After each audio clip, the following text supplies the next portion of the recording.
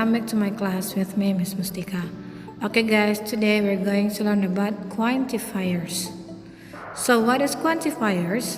Quantifiers itu adalah sebuah kata yang mendahului kata benda dan berfungsi untuk menunjukkan jumlah dari benda tersebut. Contohnya a little milk. Umumnya quantifier diikuti oleh kata benda, tetapi dalam beberapa hal kita dapat menggunakannya tanpa kata bendanya apabila kata benda yang dimaksud cukup jelas. Contohnya, do you want some milk? Just a little.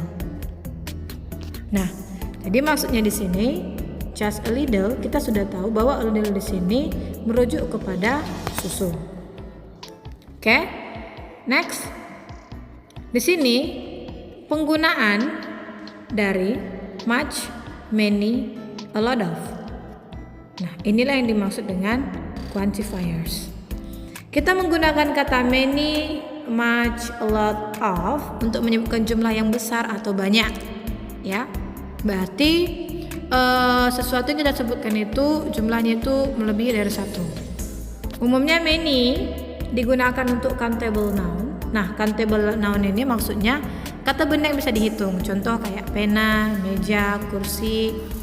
Sedangkan much digunakan untuk uncountable nouns. Uncountable nouns ini adalah kata benda yang tidak dapat dihitung. Sementara a lot of dapat digunakan baik countable maupun uncountable nouns. Nah, jadi di sini kan harus tahu perbedaannya, di mana many untuk countable, much untuk uncountable, a lot of untuk dua-duanya. Ya, nak? Oke. Next, kita kepada contoh. Ya. Contohnya di sini. We have a lot of time.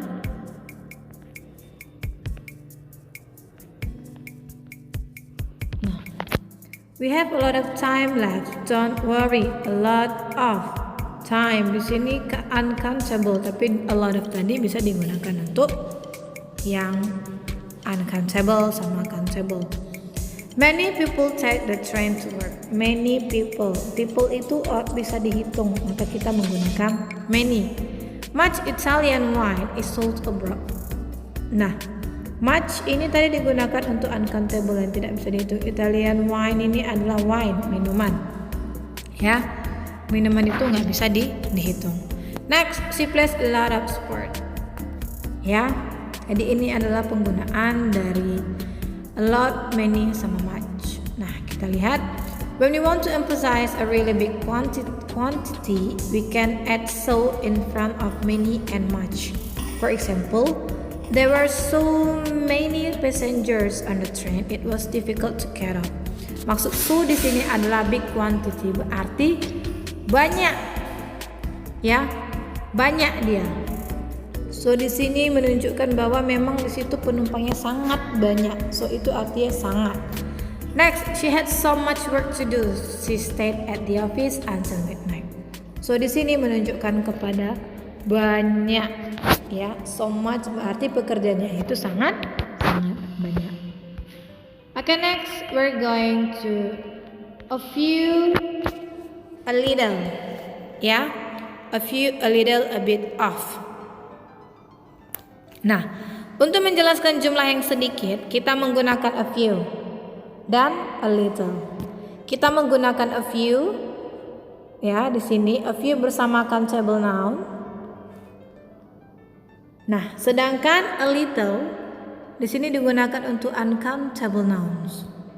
Jadi kalian harus bisa menggunakan few tadi di sini untuk countable, sedangkan a little untuk uncountable noun. Ya, sama tadi kayak penggunaan many sama much. Many untuk countable, much untuk uncountable. Nah, kita juga dapat menggunakan a bit dengan uncountable nouns. Jadi a bit sama a little itu sama penggunaannya untuk uncountable nouns. Nah, tetapi kalau dia a bit itu lebih informal. Kalimat yang informal. Next kita ke contoh. We need a few coins for the car park. Ya. Next ada ucul. Coin ini bisa dapat dihitung, jadi kita pakai few. Next, would you like a little milk in your coffee?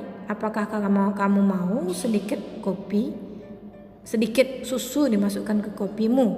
Nah, milk ini nggak bisa dihitung, maka dia pakai a little. Next, they add a few biscuits. Nah, biskuit ini bisa dihitung dia pakai few. Next, the engine needs a little oil. Oil nggak bisa dihitung, maka dia menggunakan a little. Oke, guys.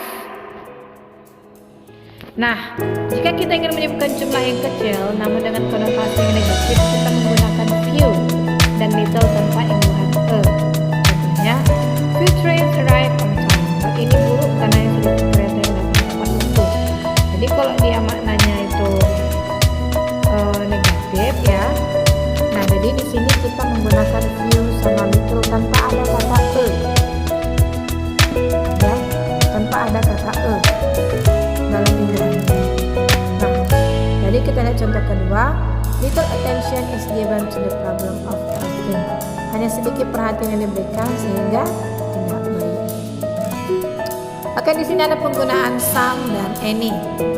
Nah, lihat penjelasannya.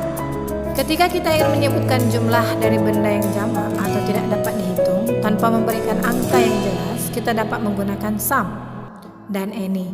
Kita juga dapat menggunakan some untuk kalimat afirmatif dan any untuk pertanyaan dan kalimat negatif.